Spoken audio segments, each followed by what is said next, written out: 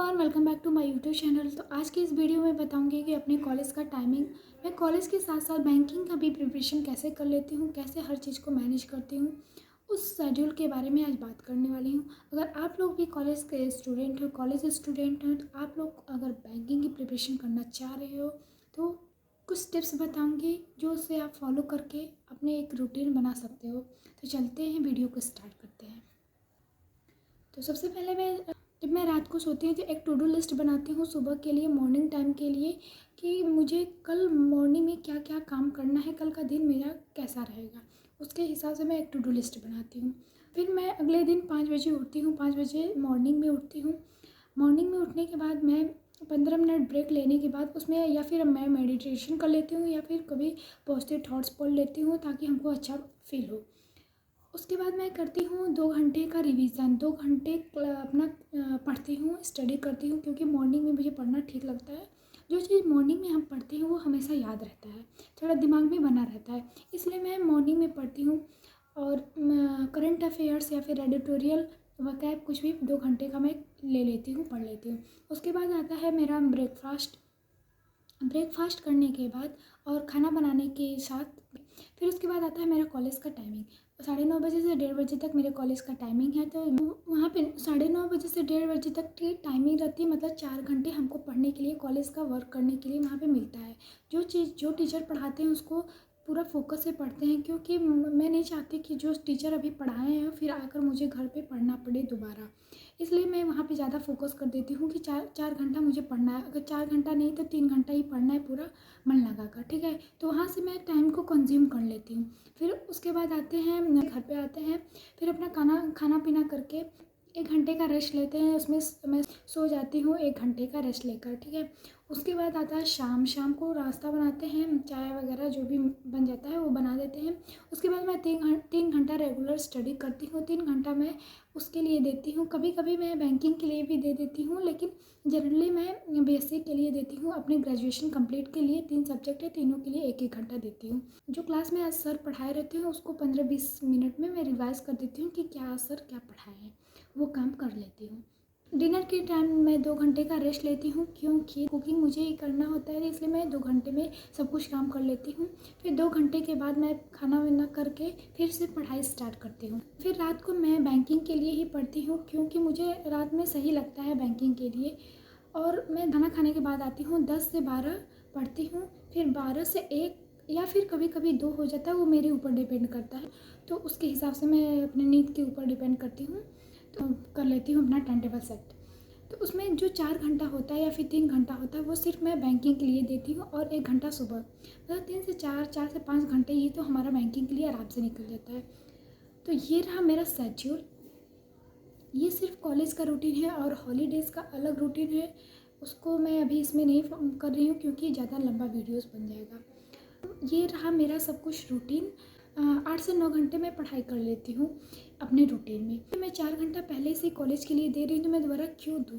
3 घंटा अपने से सेल्फ स्टडी करती हूँ, रिवीजन करती हूँ, जो भी मुझे बीएससी का पढ़ना है वो कर देती हूँ।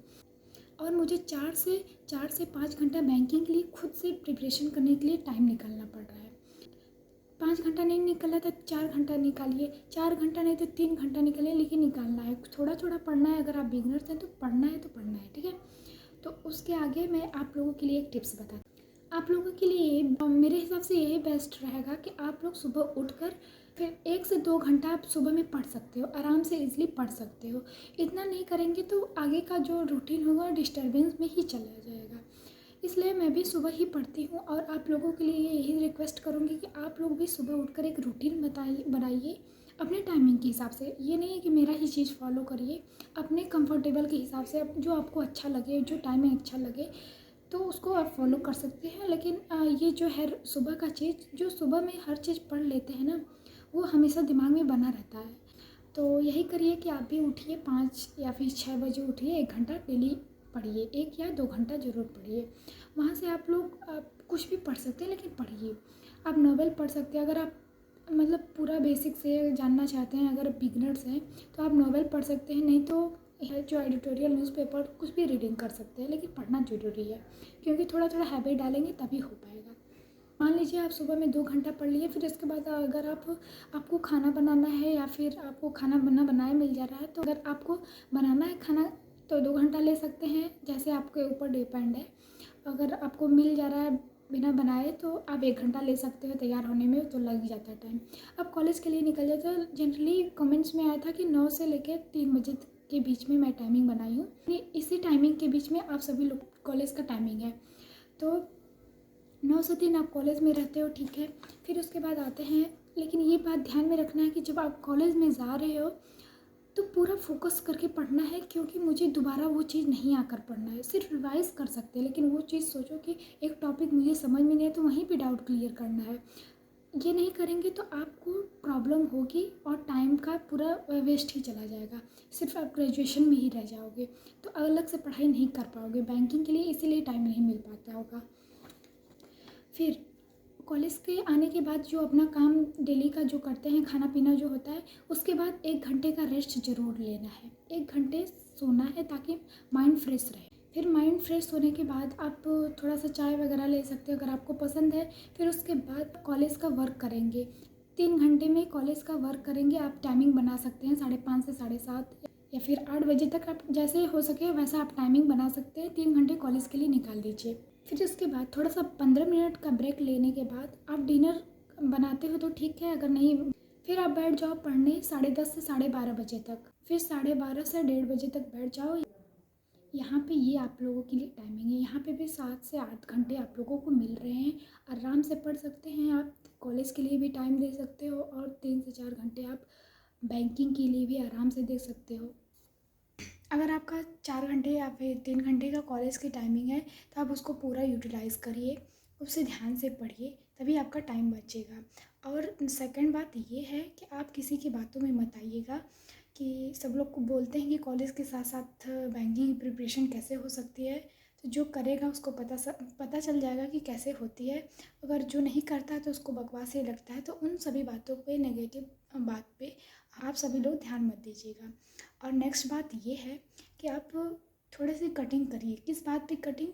जैसे कि कोई पार्टी, वेडिंग या फिर कोई अदर पार्टी हो तो उस पर आप थोड़ा सा कटिंग करिए, उस पर ज़्यादा फोकस नहीं करने का, तभी ये चीज़ पॉसिबल हो सकती है। अगर इन्हीं सब चीज़ें में उलझे रहेंगे तो वहाँ पे ज़्यादा फोकस लगेगा, ये पढ़ाई में मन नहीं लग पाएगा। तो इसलिए मैं बोलती हूँ वहाँ पे थोड़ा सा कटिंग करिए। वो तो आते जाते हैं, पार्टी वगैरह सब होते रहते हैं, लेकिन जब एक बार एग्ज़ाम निकल जाएगा तो आप लोग को प्राउड महसूस होगा। मिलते हैं नेक्स्ट वीडियो में, अभी के लिए बाय बाय।